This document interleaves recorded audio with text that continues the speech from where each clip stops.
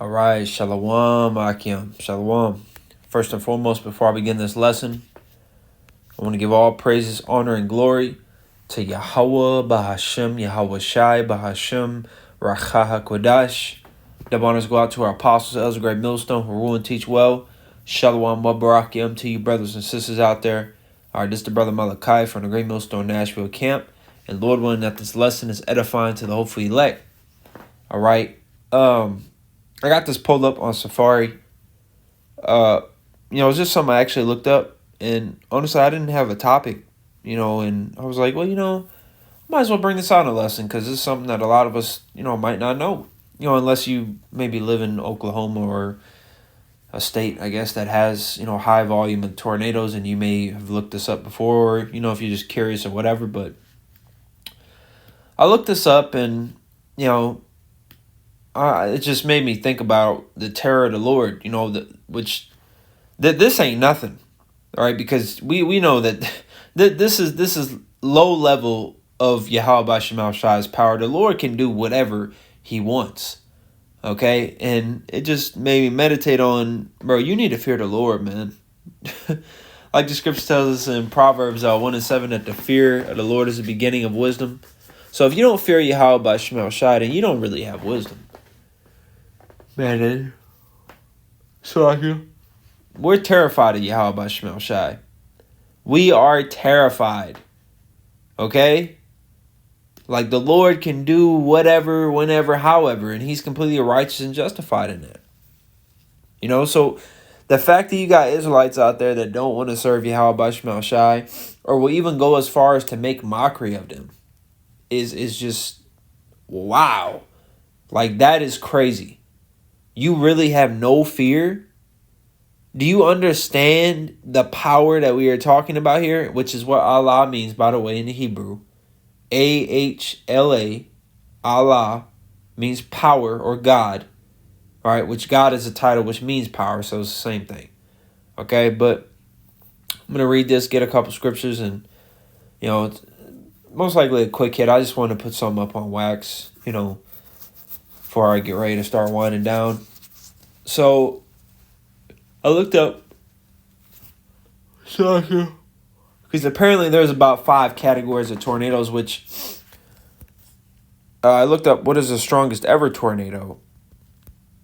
And it says this right here. May 3rd, 1999, Bridge Creek Moore tornado, which I believe is in Oklahoma. Right, because it mentions how it struck portions of Oklahoma City. So this would have to be, Oklahoma. Which I believe is the state that gets the most tornadoes, they get a lot. And then it says this tornado was part of a severe outbreak that also produced other intense tornadoes. So it's like, damn. But it says it reached wind speeds of 321 miles per hour. Okay? So, hold on a second. Let me actually look up. Because apparently it used to be F. Like when I was growing up, they called it like a F1, 2, 3, 4, 5. Which F5s weren't, necessarily common. All right, more so I'd say like 2 to 3, 4 if it's bad. But 5 is like fuck. Like we might not survive tonight if this shit comes by the crib, man. I'm just saying in general for people over here in the U.S. So let's see what the EF scale. Okay, so it says it's over 200 miles per hour. Okay, so I guess it's an updated scale. Which really all these can, of course, do damage. But especially, man, well, shit, even a 2. But really 3 and up is like, whew. Especially 4 to 4 or 5. But, so this is apparently the strongest tornado ever. Or at least in America. But then I looked up what is an F tornado, F5, Salakia. And it says between speeds of 261 to 318, and that's why I think they probably updated it, because according to this scaling here, if the max is 318, then what would what was it called? Yeah, Bridge Creek Moore be, because that was 321, so that would be what, an F6, but there's no such thing. So that's probably why they had adjusted the scale. Which we can start to see natural disasters, which we've already seen natural disasters in biblical proportion, but we can start to see some stuff that's so crazy, earthquakes, tsunamis, hurricanes, tornadoes, all these different things, volcanoes that make Esau have to adjust his scales, to where it's like, oh shit, like we didn't even know it could go this far. And that shows the terror of the Lord, because the Lord is about to bring judgment and destruction, man, of all, and not just natural disasters. No, all manners. Which is why I got to get this. There's going to be a whole lot of evil that's going to come upon the earth, especially America. All right, 2nd Ezra chapter 16, verse 17 to 18. Woe is me, woe is me. Who will deliver me in those days? And this is the prophet Ezra speaking. The beginning of sorrows and great mournings, the beginning of famine and great death. All right, great death, so mass death. The beginning of wars, and the power shall stand in fear. The beginning of evils. What shall I do when these evils shall come? I'll read down to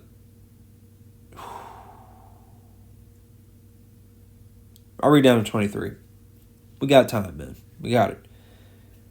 Behold, famine and plague. And famine is a big one. Like the prophet Jeremiah had spoken about in the book of Lamentations, how it's better to die by the sword than to, pine away. Watch your body start to eat itself. It's a terrible judgment. All right, and then the desperation that people go through to the point where they're eating things that they wouldn't have ate 3 months ago. Shoelaces, belt buckles, and all these people that are godless. And by that, I mean these 2/3 of these heathens in the time of famine, they're going to start eating pets, other people, and themselves. That's how scary famine is, man. It's not, famine ain't even just, oh, well, people are hungry and, people die from starving. No, like, people will become desperate and be rash and violent. Okay, you see certain people now, they get violent because he couldn't get a box of Cheez-Its at 2 p.m. How is he going to react when he hasn't eaten in 2 days? Drank water in 2 days. Showered. That's a big thing that a lot of people take for granted. Bathing, brushing their teeth. I ain't showered in 3 days, man. But he got a fucking loaded gun. Just waving that shit around. Bugged out. These people are going to lose their minds. And that's part of it too. That's a prophecy in Matthew 24. The love of many waxing cold. Alright, it says, tribulation and anguish are sent as scourges for amendment. So this is judgment from the Lord going out to tap people on their noggin like, hello, let's wake up. Let's turn back to the Lord. Talking about the Israelites. Let's turn back to Yahweh Shema Shai. Stop messing around. But for all these things, they shall not turn from their wickedness, nor be always mindful of the scourges. So, even with all these things going down and happening, these people still are going to continue to walk down the path that brought them to this point. And that shows that they're blinded. They're not meant to get it, and they're ultimately meant to be destroyed on this side, man. But they'll get in the kingdom. They'll come back through the loins of the elect. Yahweh is we're of the elect, and we continue to endure down this path. But these people don't got it. All right, verse 21. Behold victuals, and unfortunately that is how you actually say that. I'm talking about English, because English is a very bugged out language. It looks like victuals, but apparently when you look it up, it's victuals. Which, my thing is, if that's the case, then what's the difference between victuals and vitals? I mean, how do you... It's all bugged out. Anyways, behold, victuals shall be so good cheap upon earth, that they shall think themselves to be in good case. So, it's a time, like it says, Thessalonians, right, when they shall say, Slacker, I'm not doing this on purpose. Slacker for the yawning. When they shall say peace and safety, then sudden destruction cometh upon them. Is this not the same thing? These connect. That they shall think themselves to be in good case, and even then shall evils grow upon earth, sword, famine, and great confusion. For many of them that dwell upon earth shall perish of famine, which I believe the word goes into hunger. And the other that escape the hunger shall the sword destroy. So that goes with what? The Amos 5. 5 and 18, I believe, down to 20. How you're not going to, if judgment is coming for you, even if you're able to escape certain judgments like famine or maybe, murderous cannibals, or maybe you escape wild beasts, there's something that's going to get you. That's the thing. Kind of like Final Destination. Slacky, I just read that. And the dead shall be cast out as dung, and there shall be no man to comfort them, for the earth shall be wasted, and the city shall be cast down. So there's going to be so much death that people are going to be treated like poop. They're just going to be thrown out of houses and shoveled around and put in mass graves. It's about to get bad. It really is. And these natural disasters is just a small part of that. This is that tempest. Okay? But this shows why it's a fearful thing to fall into the hands of a living power. For the things that he can do to you now, or, which we know we're in the last lifetime, Yahushua is going to come back in this life, so we're not going to get reincarnated again. But in the past, in reincarnation, it's a fearful thing to fall into the hands of the living power, the living God, Yahweh, Ba'ashem Yahushua, because, if you come back jacked up, all deformed and, ailments and, because the scriptures tell you that you receive your judgment when you come back on the earth. All right, under the sun is the place of judgment. All right, but let me read this. It says an F5 tornado, the most intense type, would cause incredible destruction. It has wind speeds between 261 to 318 miles per hour, which we already saw a tornado back in 1999. All right, 26 years ago, that went above that. All right, and can lift and throw cars, rip houses off their foundations, and uproot large trees. It could even destroy well-built structures, leaving only a pile of debris. Okay? So, debris and missiles, or missiles. Automobile-sized objects will be thrown considerable distances, and smaller objects will become dangerous missiles. What the hell?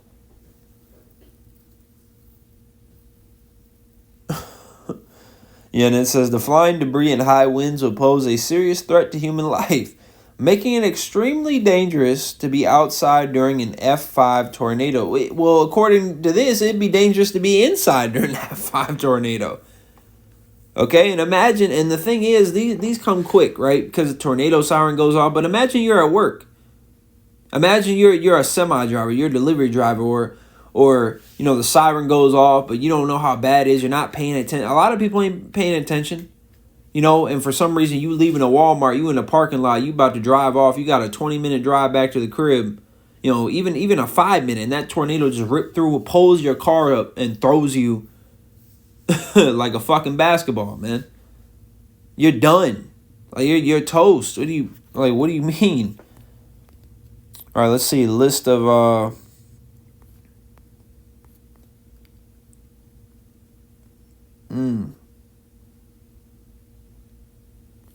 Okay, so that hasn't been updated since 2019. All right, let's see the most recent one. Okay, wait. Okay, hold on. Let's just do this. Recent. Well, I'll put EF.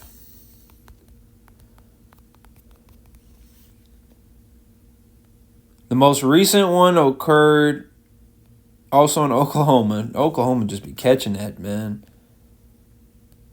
In 2013. So, shit, you never know.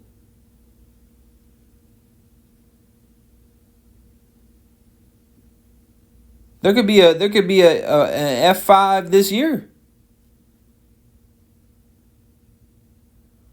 And then 10 hours ago, how rare are EF4 tornadoes in the U.S.? So apparently it doesn't even get to 4 that often. It's usually probably 2 to 3, which already does damage. Already does damage, man, because apparently, 4 isn't too crazy. But who's to say there ain't going to be a 5, in the next couple months? You don't know. You don't know, man, because judgment has come upon this place. And even if there ain't, there could be a tornado that never touches the soil of so-called Babylon again. What about all the other plagues? And then ultimately, Zechariah 14 and 12, that ultimate plague being them nuclear missiles. This place is done. Repent, turn back to Yahweh B'Shem El Shai, Isaiah 55, and I believe 6 to 8. Turn back to the Lord while you can. Seek him while he may be found. Don't play no games, man. All right, Sirach 5 and 7. Please don't play no games with the Lord. All right, this is just one example. All right, so Lord willing that this was edifying. And I want to give all praises to Yahweh B'Shem El Shai, B'Shem Rachah Kodash. Double honors the apostle Ezra Great Millstone.